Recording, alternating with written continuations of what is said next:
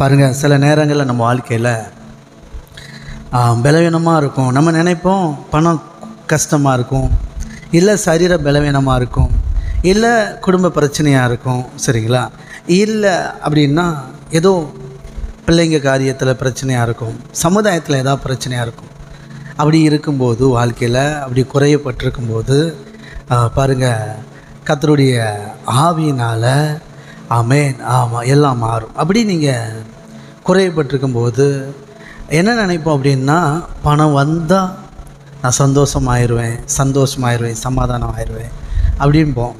சில நேரங்களில் எனக்கு சப்போர்ட்டுக்கு ஆள் இல்லை, அவங்க சப்போர்ட்டுக்கு 4 பேர் வந்தால் சரியாயிருவேன். வீட்டில் பிரச்சனை, அதனால் நிம்மதி இல்லை. அவர் மனசு மாறினா சரியாயிருவேன், பிள்ளைங்க மனசு மாறினா சரியாயிருவேன். சமுதாயத்தில் சில பிரச்சனை, அதில் எனக்கு ஏதாவது சப்போர்ட் வந்தால், சோர்ஸ் வந்தால் நான் சரியாயிருவேன் அப்படின்னு நினைப்போம் இல்லையா? அங்கே தான் தப்பு பண்ணுறோம். அப்படி கிடையாது. சொல்லுங்கள், இன்றைக்கி ஒரு டிசிஷன் எடுங்க. என் வாழ்க்கையில் நீங்கள் பணம் இல்லாதனால முகத்தை வாட விடாதீங்க, ஃபீல் பண்ணாதீங்க, கவலைப்படாதீங்க. அப்படி இருந்தால் பணம் வராது. நீங்கள் மாம்சத்தை தந்தால் பலவீனப்பட்டுருவீங்க. மாம்சம் என்னது? பலவீனமானது. ஆவி தான் உற்சாகமானது. பணம் இல்லையா, தேவ சமூகத்தில் வாங்க, தேவ ஆவியில் நிரப்பப்படுங்க. ஆவி வந்துட்டுனாலே பணம் வந்துடும் ஆட்டோமேட்டிக்காக. ஆமென். ஐயோ, ஆவியில் நிரம்பிட்டால் வரலையே அப்படின்னா வரும். எங்கே பேர போகுது? வரும். ஆமாம், நீங்கள் சோகத்தில் போய் அமைதியாக போய் கண்ணீர் வெடித்து கதறிட்டு இருக்கும்போது பணம் வராது. தேவன் கிருபையாக கொண்டு வருவார். அதை விட ஆமென், அப்படிப்பட்ட நிலை இருந்தாலும் தேவ சமூகத்தில் வந்து உட்காந்துருங்க. அங்கே அழுங்க, பிரச்சனையே கிடையாது. அங்கே நீங்கள் அழுங்க, அண்ணால் அழுத மாதிரி அழுக வந்துச்சுன்னா அழுக. ஆனால் கர்த்தருடைய வார்த்தை, கர்த்தருடைய ஆவியானவர் ஆமென் உங்களுக்கு வார்த்தை அனுப்பும்போது அதுக்கு பிறகு நீங்கள் அழவே மாட்டீங்க. அப்படி உங்கள் வாழ்க்கையை மாற்றிடுவார். ஆமென், ஹல்லேலூயா, ஆமென். அதனால் அவர் சமூகத்தில் வந்து, அவருடைய சமூகத்தில் இருங்க. அவர் தம்முடைய ஆவியினால் உங்களை நிரப்புவார். அப்போவே புரிஞ்சுக்கோங்க, ரைட்டு, எனக்கான பணம் வந்தாயிற்று. ஆமென். எதிரே நம்புறீங்க? வார்த்தை வந்தாலே பணம் வந்துடும். நல்லா புரிஞ்சுக்கோங்க. அதே போல் தான் ஆவியில் நிரப்பப்பட்டுட்டிங்கனாலே அந்த காரியம் சக்ஸஸ்ன்னு அர்த்தம்.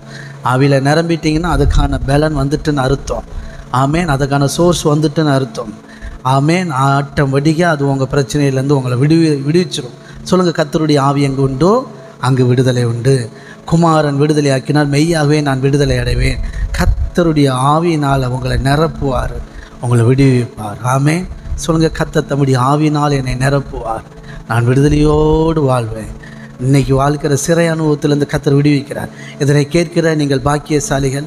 உங்கள் ஒவ்வொருத்தருடைய வாழ்க்கையிலையும் இந்த வார்த்தை வெளிப்படும். சொல்லுங்கள், 30, 60, 100 அத்தனையாய் இந்த வார்த்தை எனக்குள்ள பலன் கொடுக்கும். ஆமென். நீங்கள் கேட்ட வார்த்தை சாதாரண வார்த்தை அல்ல. சொல்லுங்கள், தேவ வார்த்தை. நான் கேட்ட வார்த்தை ஆவியாயும் ஜீவனாயும் இருக்கிறது. அது சிருஷ்டிக்கும், அது உயிர்ப்பிக்கும், அது உருவாக்கும். ஆமென், ஆமென், ஹல்லேலூயா, தேங்க்யூ டாடி. ஆமென். அதனால் மாம்சம் பலவீனமானது. மாம்சத்திலே கவலைப்பட்டு சோகப்பட்டு இனி யாருக்கிட்டையாவது போய் பிரச்சனையை சொல்லி அப்படியே வெக்ஸாகி போயிடாதீங்க. தேவ சமூகத்து வாங்க, தேவ ஊழியக்காரர்கிட்ட சொல்லுங்கள். ஆமென். அதை விட்டு ஓப்பனாக பேசுங்க. அப்படியே பாரத்தை இறக்கி வச்சுருங்க. ஆமென். கர்த்தருடைய ஒருமனப்படும் பொழுது கர்த்தருடைய ஆவியானவர் வல்லமையாக நிரப்புவார். அங்கேயே விடுதலை வந்தார். சரிங்களா? ஆமென். எத்தனை விசுவாசிக்கிறீங்க?